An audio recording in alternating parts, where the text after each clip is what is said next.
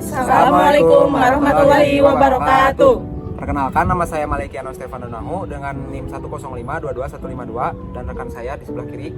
Dan Cika Febrianti dengan NIM 105222176. Saya Suryani Lestari dengan NIM 105222149. Saya Azka Azahra dengan NIM 105222177. Saya Muhammad Al-Ghifari dengan NIM 105222154. Di sini kami akan sedikit menjelaskan dan mempresentasikan hasil rancangan sistem informasi pada penjualan bakso Krijo. Dan di sini kami juga akan mendemokan program yang sudah kami buat. Kami akan menyampaikan hasil analisis yang telah kami lakukan pada suatu usaha kuliner di Cikopo, Cicalengka, yakni bakso Krijo. Sebelum membahas lebih lanjut, saya akan memperkenalkan sejarah singkat mengenai berdirinya bakso Krijo. Bakso Krijo didirikan oleh Ibu Yunita Sintawati sebagai usaha keluarga yang berfokus menyediakan bakso berkualitas namun tetap terjangkau. Awalnya usaha ini diberi nama Bakso Karso, yaitu terinspirasi dari nama suami Ibu Yunita. Pada saat pertama kali didirikan, Bakso Krijo hanya memiliki satu cabang kecil di daerah Cikopo, Cicalengka. Namun sekarang telah berkembang menjadi 3 cabang di wilayah setempat. Sekarang kita akan membahas permasalahan yang ditemukan pada sistem yang berjalan. Berdasarkan analisis yang telah dilakukan, ada 3 masalah utama yang menjadi hambatan pada operasional, yaitu yang pertama, proses penjualan yang dilakukan secara manual. Dalam sistem manual, catatan transaksi dilakukan tanpa dukungan teknologi seperti menggunakan buku catatan ataupun spreadsheet sederhana. Cara ini menimbulkan resiko terjadinya kesalahan. Misal, kesalahan dalam pencatatan nominal. Selain itu, sistem manual ini juga sangat tidak efisien, terutama ketika volume transaksi meningkat. Yang kedua, data tidak terdokumentasi dengan baik dan sistematis. Masalah kedua adalah kurangnya pengelolaan data yang terstruktur. Misal, data penjualan pembelian. Kondisi ini membuat data rentan terhadap kehilangan. Misal, jika buku catatan hilang atau file rusak, selain itu, pencarian data menjadi sulit dan memakan waktu, terutama ketika ada kebutuhan untuk memeriksa transaksi tertentu di masa lalu atau mengurus laporan berkala. Yang ketiga, proses manual memakan waktu yang lama untuk membuat laporan. Ketika data penjualan, pembelian, ataupun stok harus dihitung secara manual untuk membuat laporan, hal ini tentu memakan waktu yang sangat lama. Proses ini menjadi hambatan terutama ketika laporan harus disiapkan dalam waktu singkat. Selain itu, laporan yang disusun secara manual juga memiliki risiko kesalahan dalam perhitungan. Dari ketiga permasalahan ini terlihat bahwa sistem manual yang digunakan saat ini tidak hanya menyulitkan operasional harian, tetapi juga menghambat pengambilan keputusan yang cepat dan strategis. Di slide berikutnya kita akan membahas solusi yang akan ditawarkan untuk menjawab tantangan-tantangan ini. Setelah membahas permasalahan yang ada, kita akan beralih ke solusi yang ditawarkan untuk meningkatkan efisiensi dan efektivitas sistem. Berdasarkan analisis yang telah dilakukan, solusi yang kami usulkan adalah menerapkan sistem berbasis teknologi. Sistem ini dirancang untuk membantu pengumpulan data, pengelolaan, serta pelaporan berbagai aktivitas operasional seperti penjualan, pembelian, dan pengelolaan stok. Berikut adalah fitur utama yang diusulkan dalam sistem ini. Yang pertama, input data penjualan. Sistem ini memungkinkan pencatatan transaksi penjualan secara otomatis dan real-time. Dengan fitur ini, data penjualan akan langsung tersimpan di sistem setiap kali transaksi dilakukan, sehingga meminimalisir resiko kesalahan pencatatan. Selain itu, pengguna dapat dengan mudah mengakses data transaksi kapan saja untuk keperluan analisis ataupun pelaporan. Yang kedua, input data penambahan stok. Untuk memastikan ketersediaan tetap terjaga, sistem akan menyediakan fitur untuk mencatat setiap penambahan stok. Yang ketiga, input data pembelian. Proses pembelian yang sering kali memerlukan pencatatan manual dapat digantikan dengan fitur input data pembelian. Dengan fitur ini, setiap transaksi pembelian dapat dicatat dengan sistematis, termasuk rincian seperti jumlah harga, tanggal pembelian. Hal ini akan memudahkan pengelolaan data pembelian serta memberikan transparansi yang lebih baik. Yang keempat, cetak laporan. Salah satu keunggulan utama dari sistem basis teknologi ini adalah kemampuannya untuk menghasilkan laporan secara sistematis, otomatis, dan cepat. Laporan-laporan ini seperti laporan penjualan, laporan pembelian, ataupun stok akan disajikan dengan format yang rapih dan mudah dipahami. Selain itu, laporan-laporan akan mudah dicetak kapan saja sehingga mudah untuk pengambilan keputusan. Dengan penerapan sistem berbasis teknologi ini, tidak hanya meningkatkan efisiensi operasional, tapi juga mengurangi risiko kesalahan manusia, mempercepat proses pengumpulan data, dan mendukung pengambilan keputusan yang lebih baik. Solusi ini diharapkan dapat menjawab permasalahan yang sebelumnya kita bahas, sekaligus menjadi langkah strategis untuk melakukan pertumbuhan bisnis selanjutnya. Untuk mengatasi berbagai kendala dalam sistem manual, kami mengusulkan sistem berbasis aplikasi web penjualan yang akan membantu pengguna. Sistem ini dirancang untuk meningkatkan akurasi dan meminimalkan kesalahan dalam proses penjualan bakso pada pengumpulan data terkait penjualan, pengolahan, dan pembelian. Sistem ini juga memastikan bahwa hanya pengguna terdaftar yang dapat mengakses fitur tertentu sesuai dengan peran mereka. Sistem secara otomatis menyimpan setiap inputan data yang terjadi. Sistem menyimpan data stok setiap kali ada stok yang terjual ataupun stok masuk. Sistem juga menyimpan seluruh data penjualan, pengelolaan stok, dan pembelian bahan yang diinputkan oleh karyawan dan admin. Dengan adanya sistem untuk pengumpulan data mengenai penjualan, pengelolaan, dan pembelian dapat dilakukan dengan lebih sistematis dan terdokumentasi dengan baik. Sistem juga akan memberikan akses yang tepat kepada aktor terkait. Hal ini akan mendukung proses analisis dan evaluasi pada penjualan bakso serta memfasilitasi pelaporan yang akurat. Sistem dapat menghasilkan laporan penjualan, laporan stok, dan laporan pembelian bahan. Dan sistem juga memfasilitasi pemantauan dan evaluasi pada penjualan bakso. Sistem akan menyediakan fitur pemantauan yang memungkinkan pemilik untuk melihat perkembangan penjualan secara real time dan melakukan evaluasi terhadap penjualan. Setelah kami melakukan perancangan dari kebutuhan-kebutuhan pengguna, saya di sini akan menjalankan program yang telah kami buat dimulai dari login. Jadi, di setiap login dan tiap akun pula memiliki jabatan yang berbeda-beda. Karena jabatan yang berbeda-beda, jadi fitur yang didapat oleh pegawai pun berbeda-beda. Seperti contohnya, jabatan itu kan ada owner, karyawan, dan juga admin. Mereka memiliki fitur yang berbeda. Seperti di sini, saya memiliki akun owner dengan username, kita masukkan Algifari, dan passwordnya login. Nah, ini adalah akun owner ya guys ya. Nah, sekarang kita keluar. Nah, sekarang mari kita coba menginput akun karyawan dengan username Malik dan password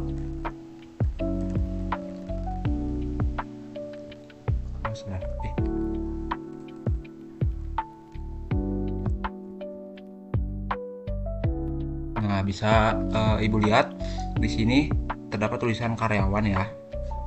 Dan di menu dashboardnya juga berbeda. Dan terakhir ada akun admin. Kita masukkan username dengan username Cika dan passwordnya. Nah, bisa dilihat ininya jadi berbeda. Mungkin sekian penjelasan login dari saya. Terima kasih. Saya Malik yang telah menjelaskan penjelasan tentang role atau jabatan. Di sini saya akan menjelaskan fitur-fitur yang ada untuk setiap jabatan, yaitu ada jabatan owner, karyawan, dan admin. Untuk sekarang saya ingin mencoba fitur-fitur yang ada di mencoba atau menjelaskan fitur-fitur yang ada di jabatan admin. Ada dashboard dan menu. Di dalam menu ini ada daftar menu yang fungsinya untuk menginputkan data menu yang sudah dipesan oleh pelanggan. Misalkan pelanggan di sini memesan bakso mercon dan jus tomat, maka karyawan akan menginputkan nama pelanggan, jenis pesanan.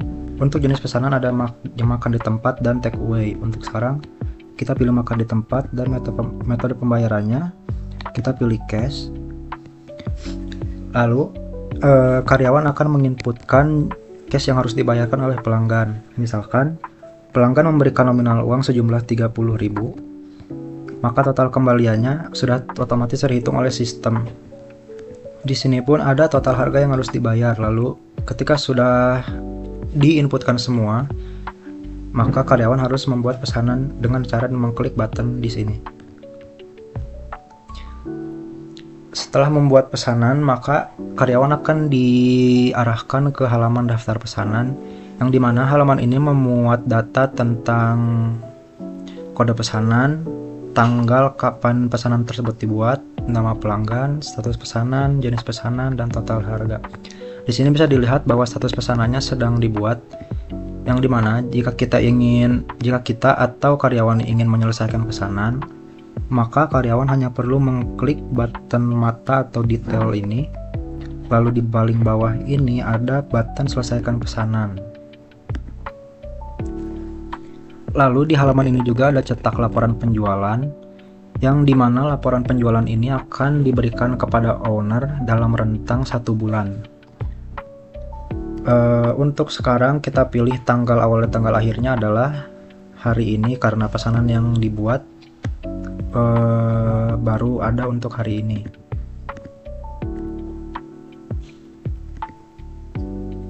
Ini adalah contoh laporan penjualan yang ada di Bakso Krijo yang memuat data menu, jumlah, harga, dan total harga. Lalu selain pesanan ada manajemen menu, yang dimana karyawan bisa menambahkan, mengedit, atau menghapus menu yang sudah ada di daftar menu dengan cara menekan atau mengklik button tambah menu baru yang di sini, lalu inputkan nama menu.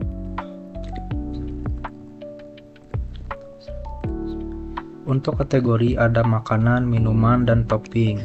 Karena ini adalah bakso, maka kategorinya kita pilih makanan. Setelah semua form inputan telah terisi, maka pegawai bisa langsung mengklik button tambah menu. Selain menambahkan menu, karyawan juga bisa mengedit informasi tentang menu tersebut. Misalkan bakso mercon dengan harga 20.000, bisa kita edit harganya.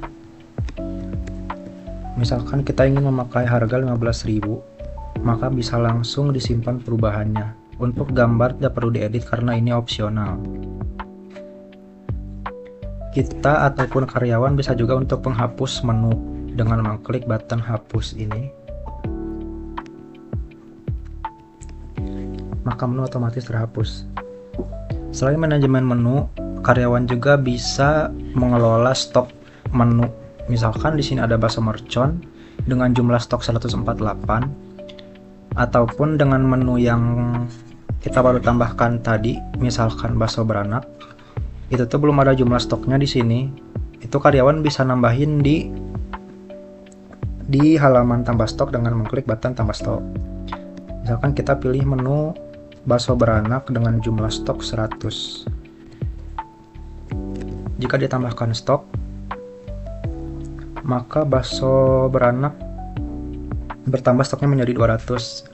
Kenapa 200? Karena saat menginputkan menu baru tadi, karyawan sudah menginputkan stok sebanyak 100 stok. Jika ditambahkan stok, maka jumlah stoknya akan bertambah. Karyawan juga bisa mengedit stok menu dengan cara mengklik button pensil ini. Misalkan kita ubah jumlah stoknya menjadi 100, kita bisa menyimpan perubahannya. Lalu sekarang untuk fitur yang ada di jabatan admin.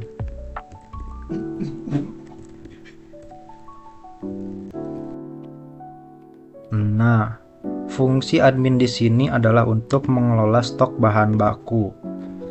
Yang cara menggunakan fiturnya adalah dengan menambahkan stok di button ini. Lalu misalkan kita akan membeli bahan bawang putih yang jumlahnya 200 piece dengan harga 100.000. Admin tinggal mengklik tambah bahan, lalu data yang baru dibuat akan muncul di paling atas. Bawang putih dengan harga 100.000 dan jumlah 200. Jika admin salah menginputkan data, maka bisa diedit di sini dengan cara mengubah jumlah ataupun harga. Baik, sekarang kita pindah ke owner.